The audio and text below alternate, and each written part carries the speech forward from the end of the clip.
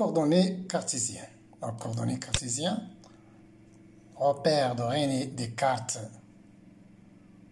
1596-1650. Donc, l'espace dans lequel on travaille et la salle de classe ou bien un laboratoire de physique. Le repère imaginé par Descartes est le coin d'une salle. Voilà. Donc, la position d'un point M dans cet espace et la position d'un point M dans l'espace est parfaitement déterminée quand on connaît bien sûr les distances. Quelle distance? Donc, MA. Donc, voilà, MA, MB et MC. Donc, voilà, il suffit de connaître ces distances pour repérer bien sûr le point M.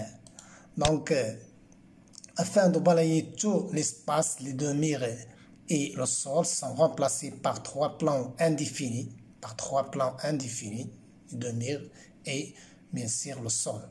Donc, 1, 2, 3. D'accord? Donc, et on associe bien sûr à l'intersection de ces trois plans, trois axes orientés au X, au Y, au Z. Dans ce système d'axes, le point M est repéré par les projections orthogonales. Donc, M dans le plan OXY, M1 c'est sur l'axe OX et M2 sur l'axe des Y. Alors M3 c'est sur l'axe, la projection de M sur l'axe des Z, c'est M3. Voilà. Voilà la distance X, Y, et voilà Z, les coordonnées du point M dans cette base. Voilà. Avec OX, c'est le modèle de OM1. Alors Y, c'est OM2, et Z, c'est c'est le modèle de OM3. Donc, ces mesures algébriques appelées ce qu'on appelle coordonnées cartésiennes. Donc, axe, c'est l'abscisse, Y, c'est l'ordonnée, et Z, c'est ce qu'on appelle l'altitude ou bien la côte. Donc, les domaines de variation des coordonnées X, Y, Z. Donc, pour tracer le repère cartésien, on choisit en général OY perpendiculaire à OZ. Et bien sûr, OX, c'est la bisectrice de l'angle YOZ. C'est la bisectrice de l'angle YOZ. Donc, les domaines, ou bien les coordonnées X, Y, Z, X, c'est toujours l'origine c'est O, et les domaines de variation, c'est de moins l'infini jusqu'à plus l'infini. Alors, pour Y, toujours l'origine c'est O, et le domaine de variation, c'est de moins l'infini jusqu'à plus l'infini. De même pour Z, l'origine c'est O, et le domaine de variation, c'est de moins l'infini jusqu'à plus l'infini. Voilà, généralement, les domaines de variation des coordonnées X, Y, Z dans la base cartésienne. Donc, les trois axes de coordonnées OX, OY et OZ sont des droites infinies orientées par les vecteurs unitaires, bien sûr, I, J, K. Maintenant, passons à la surface des coordonnées. Donc, quelques définitions. La définition de la surface des coordonnées. Une surface de coordonnées, c'est quoi? C'est l'ensemble de points tels que l'un des trois coordonnées est constante. Donc, la surface de coordonnées est l'ensemble des points tels que l'un des trois coordonnées est constante. Commençons par la surface de coordonnées. Première surface de coordonnées, par exemple, pour x est égal à x0 est égal à 0. Donc, voilà, x est égal à x0 est égal à x0. Donc, on élimine cette coordonnée de x. Et on va voir quelle est la surface de coordonnées. Donc, pour z est égal à 0, m appartenant à l'axe des y, qu'est-ce qu'on a? Voilà, l'axe des y. Et lorsqu'on varie y de moins l'infini jusqu'à plus l'infini. Alors, le point M décrit une droite qui est infinie, de moins l'infini jusqu'à plus l'infini. Alors, pour des valeurs de z supérieures à 0, qu'est-ce qu'on va trouver? Les droites sont au-dessous, bien sûr, de l'axe des Y, et on va trouver une infinité des axes qui sont parallèles à l'axe OY. Alors, pour des valeurs de Z négatives, qu'est-ce qu'on a? On a bien sûr des droites au-dessous de Y, et on trouve bien sûr une infinité, bien sûr, des axes qui sont perpendiculaires aussi à OY. Mais, bien sûr, Z varie de manière continue. Lorsqu'on fait varier Z de façon continue, qu'est-ce qu'on va trouver? Donc, on peut trouver une surface de coordonnées, bien sûr, coincée avec le plan YOZ. Donc, l'ensemble des droites forme ce qu'on appelle un plan infini. Un plan infini. Maintenant, voilà, c'est ça, la surface de coordonnées pour x est égal à 0. On peut varier, bien sûr, cette surface de coordonnées pour différentes valeurs de x. C'est-à-dire, par exemple, x est égal à 1. Donc, pour x est égal à 1, on va trouver 1 et moins 1. On va aussi trouver des surfaces de coordonnées qui sont parallèles à cette surface de x. Cette surface de coordonnées x est égal à 0, de même pour x est égal à 2, moins 2, 3, et ainsi de suite. Donc, pour une surface de coordonnées, il s'agit d'une infinité de surfaces planes parallèles au plan OYZ. Donc, voilà la surface de coordonnées pour x est égal à une constante. C'est-à-dire pour x on a fixé x et on a trouvé bien sûr une infinité de surfaces planes parallèles au plan YOZ. Alors de même, pour une surface de coordonnées y est égal à une constante, c'est-à-dire x et z varient de moins l'infini jusqu'à plus l'infini, on trouve pour y est égal à 0 une surface de coordonnées, bien sûr, dans le plan coincifique, ou bien qui engendre le plan XOZ. De même, pour y est égal à autre valeur, par exemple, moins 1, 1, et aussi pour moins 2, 2, moins 3, 3, on trouve une infinité de surfaces de planes qui sont parallèles à l'axe OXZ, qui sont variables, bien sûr, les coordonnées qui sont variables. On trouve une infinité de surfaces de coordonnées parallèles au plan engendré par les variables X et Z. De même pour Z, les surfaces de coordonnées de Z est égale à une constante. X et Y varient de moins l'infini jusqu'à plus l'infini. Donc on trouve pour Z est égal à 0 un plan qui est engendré par le plan OXY. OXY. De même, donc, on peut trouver, on peut varier, on peut donner la valeur de Z, varier la valeur de Z. Par exemple, pour Z est égal à 1, moins 1, 2, moins 2, et ainsi de suite. On trouve bien sûr une infinité de surfaces de coordonnées qui sont parallèles à l'axe OXY. Voilà comment on définit bien sûr les surfaces de coordonnées.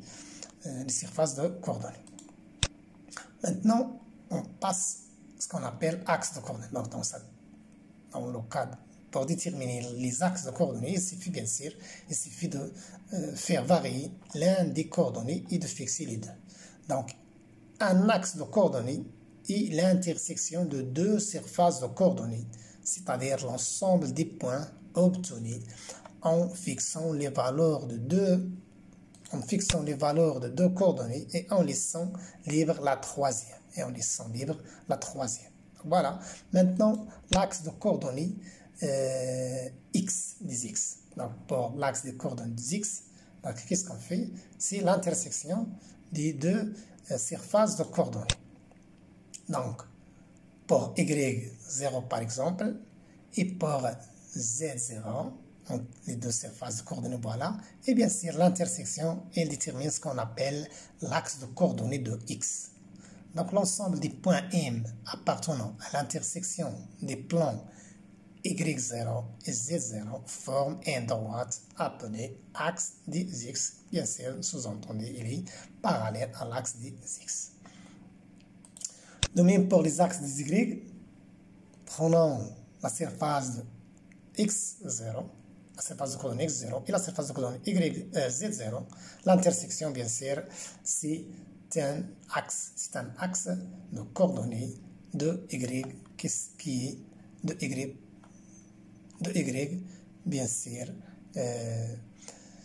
qui représente l'ensemble des points M appartenant, bien sûr, à l'intersection des plans X0, Y0 et des plans X0, Y0. Donc voilà comment déterminer, bien sûr, les axes de coordonnées. Par exemple, ici, l'axe de coordonnées de Y, bien sûr, et l'orientation toujours, c'est dans le sens d'augmentation, bien sûr, de la valeur de Y. Voilà, le sens, c'est dans le sens d'augmentation de la valeur de Y.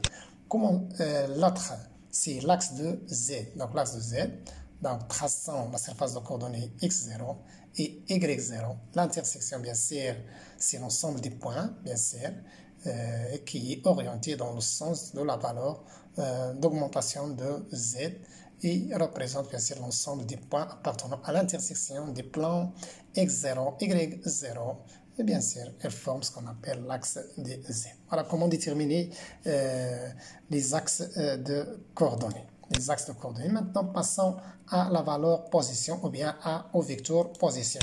Vecteur position, donc comment positionner un point M dans la base cartésienne. En considérant une trajectoire C, un point M d'axe de coordonnées X, Y, Z, voilà le vecteur position, bien sûr, si on peut positionner ce point M par rapport à l'origine de cette base, donc le vecteur position, on la note OM. Donc, OM, c'est quoi? Quelle est l'expression du vecteur unitaire OM? Donc, il suffit de projeter la flèche sur le plan X ou Y. Voilà. Et je projette petit m sur l'axe des X, M1 noté par exemple M1, sur l'axe des Y noté M2, et sur l'axe des Z, notons la projection c'est M3. Voilà. Ça c'est Z. Et OM c'est X, OM2 c'est Y. Donc, on définit le vecteur position OM par OM est égal à OM est égal à OM1 plus M1M plus M grand M. Ça, c'est la relation de Charles. Donc, OM1 c'est quoi? C'est la distance qui est X selon le vecteur unitaire A. Alors, M1M, sa distance est égale à OM2, qui est égal à Y selon G. De même pour Z, pour M grand M, cette distance est égale bien sûr à la distance de O jusqu'à M3 qui est Z. Donc M grand M c'est Z selon K. Donc directement OM c'est la projection de M sur l'axe OXY et on écrit OM est égal à X I plus YG plus ZK. Donc X, Y, Z sont les coordonnées du point, M.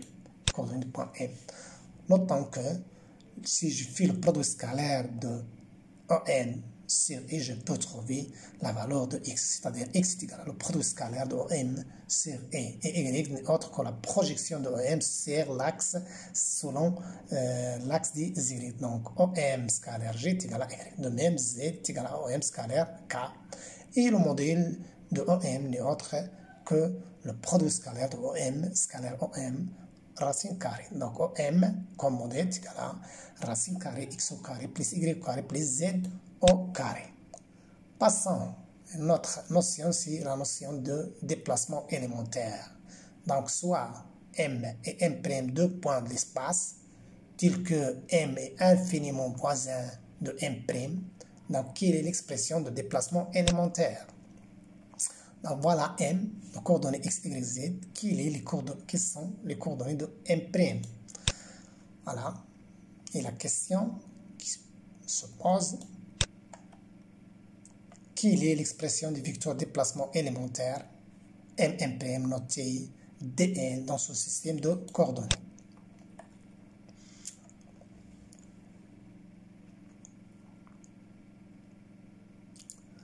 Donc, la réponse est comme suit. Le déplacement élémentaire de M à M' est le résultat de 3 déplacements, c'est-à-dire déplacements selon l'axe des X, déplacements selon l'axe des Y et déplacements selon l'axe des Z. Donc, premier déplacement suivant l'axe des X. Voilà, l'axe des X. Premier déplacement selon l'axe des X de M vers M1. Voilà, de M vers M1. Et bien sûr, l'abscisse de M1, ici ou bien de M', n'est autre que la valeur de X plus ce déplacement M1 noté dx. Voilà la base de bien l'abscisse de M'. Et on peut écrire que M1 comme vecteur est égal à dx, c'est la distance dx selon le vecteur unitaire EX bien I. Deuxième déplacement suivant l'axe des Y, de même, voilà, l'axe de Y à partir du point M, de M1 vers M2, deuxième déplacement, c'est quoi? Donc, n'est autre que la coordonnée de M1 plus plus un déplacement élémentaire selon l'axe des Y qui est noté déplacement D de Y. Voilà. Et voilà l'ordonnée du point M'. L'ordonnée du point M' qu'on peut l'écrire vectoriellement. M1, M2, vectoriellement, c'est dx. En vecteur, bien sûr, selon l'axe des Y, donc selon E, le vecteur émetteur EY. De même, pour troisième déplacement suivant l'axe des Z, voilà, de M2 vers M', voilà, et dans ce cas, bien sûr, l'altitude de M', c'est quoi? C'est Z plus DZ. C'est Z plus DZ, qu'on peut l'écrire sous cette forme. Donc voilà, l'altitude de Z, c'est Z plus DZ. Donc, on peut écrire M2, M' est égal à DZ, vectoriellement, bien sûr, selon EZ. Selon EZ, voilà. À partir de ces 3 déplacements élémentaires, je peux utiliser la relation de Charles. Donc, M', c'est M1 plus M1, M2 plus M2, M'.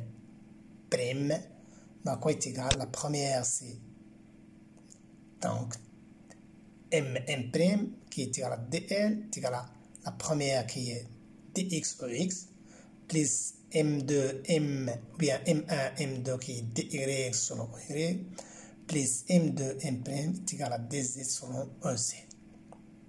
Voilà l'expression de déplacement élémentaire, bien sûr, dans la base des coordonnées cartésiennes. Il est très simple à écrire, bien sûr, mais il faut apprendre parce qu'on va l'utiliser par la suite pour calculer les différents paramètres cinématiques et dynamiques.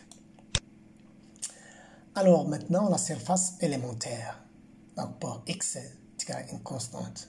On se trouve bien sûr dans le plan OYZ pour x égale à 0. Voilà, x est égal à 0. Donc, on se trouve dans ce plan YOZ.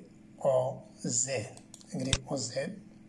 Donc, un déplacement élémentaire M' sur la surface x égale une constante définit ce qu'on appelle un élément de surface ds.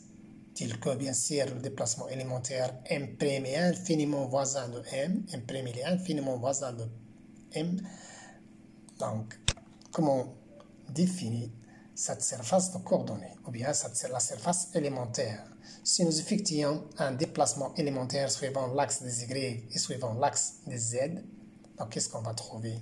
On va trouver, bien sûr, un déplacement sur l'axe des Y, c'est DY, DZ, et bien sûr, on obtient l'élément de surface ds en traçant bien sûr l'élément de surface engendré par dy dz. de côte, bien sûr, de longueur et de largeur, dy, dz. Tous les éléments de surface considérés comme un rectangle ou bien un carré. Voilà, un rectangle. Donc, voilà maintenant, la surface de coordonnées ds n'est autre que ds,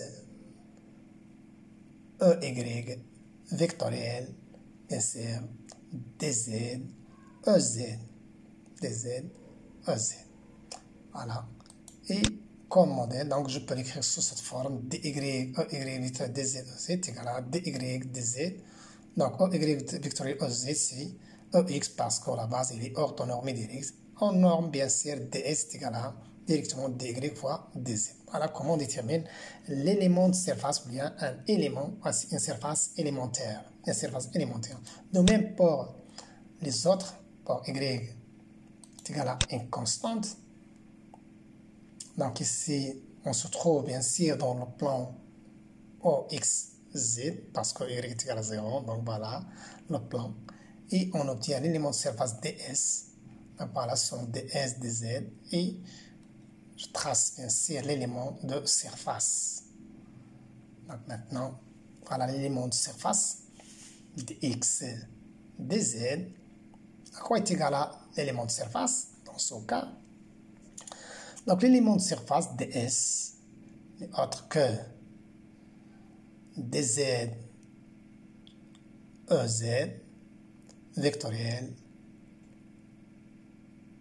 dx, ex, qui est égal à bien sûr dz, dx fois, donc ez vectoriel ex, c'est ey.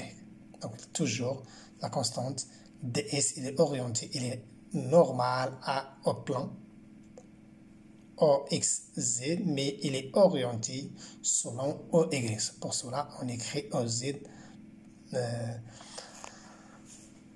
avant EX. Donc voilà. Donc DS, il est toujours normal et orienté selon le vecteur unitaire OY. La norme n'est autre que ds est égal à dx, dz. Donc c'est très simple. dy est égal à 0, donc ds c'est dx fois dz. De même, pour la surface de coordonnées, ou bien l'élément, la surface élémentaire concernant z est égal à une constante, donc on se trouve bien sûr dans le plan O, x, y, z est constante, donc z, dans ce cas, on prend par exemple z est égal à 0, et on obtient l'élément de surface ds, en variant bien sûr dx et dy. Donc voilà la surface de coordonnées concernant z correspond bien sûr à z égale à une constante. Et voilà ds, dy. Donc la surface ds il est orientée selon l'axe de z. L'axe de z, donc z est une constante. Donc j'écris dx, ex vectoriel dy, ey qui est égal à bien sûr ds, dy. Donc ex vectoriel ey est égal à EZ. Donc ds il est orienté selon l'axe des y, l'axe des z plutôt. La norme n'est autre que ds, donc dz est égal à constante, donc la dz c'est égal à 0, donc ds est égal à ds, ou bien dx fois dy. Voilà quelques outils essentiels pour toute la physique classique. Donc, passons au volume élémentaire. Donc, le volume défini par le déplacement élémentaire est appelé élément de volume, ou bien encore le volume élémentaire noté, par exemple, d en 3v, ou bien d directement. Donc, le volume élémentaire, voilà la base. Considérons un déplacement élémentaire de 1 vers 1', de 2 points de l'espace. Bien sûr, 1', il est infiniment voisin de m, il est très proche de m. On parle bien sûr d'un déplacement un tout petit déplacement. Donc, M' est infiniment voisin de M. Et on trace, bien sûr, on cherche le déplacement élémentaire M' défini par l'élément de volume. Donc, comment on fait? On trace tout d'abord les coordonnées, les axes de coordonnées de Y et de Z. Et on trace la base à partir de M. Puis, on trace deuxième plan, où il y a un deuxième élément de surface au point M', et voilà l'élément de volume D2 ou bien D3V, noté D2 par exemple, qui est le volume engendré par ou bien le volume élémentaire correspond au déplacement élémentaire M'. Voilà le volume. Voilà, ça c'est dx, dy, dz. Voilà. Et d2, c'est quoi? C'est la surface fois la cote fois la hauteur. Donc c'est dx, x vectoriel, dy, ey. Voilà. Scalaire, bien sûr, c'est la surface de la base. Et bien sûr, on va multiplier bien sûr par la hauteur. C'est l'élément de surface. Donc c'est dz scalaire, dz, ez. Rappelons que ça c'est un produit mixte, bien sûr, qui nous permet de définir le volume d'état, ou bien l'élément de volume d'état. Donc, directement, EX vectoriel EY c'est EZ, scalaire EZ égale 1, donc il reste seulement d'état égale dx, dy, dz. Donc c'est très simple. L'élément de volume c'est dx, dy, dz dans la base cartésienne. Donc en coordonnées cartésiennes, le volume élémentaire est un cube de côté dx, dy, dz. Donc c'est très simple. Voilà. Ici dans la base cartésienne c'est très simple, mais on va voir par la suite dans les autres systèmes de coordonnées. Voilà. Et les coordonnées cartésiennes employées habituellement pour représenter un point dans l'espace à 3 dimensions ne sont pas toujours les plus appropriées. On retiendra d'autres types de coordonnées pour repérer un point ou décrire un champ scalaire ou vectoriel selon bien sûr le type de mouvement étudié. Voilà.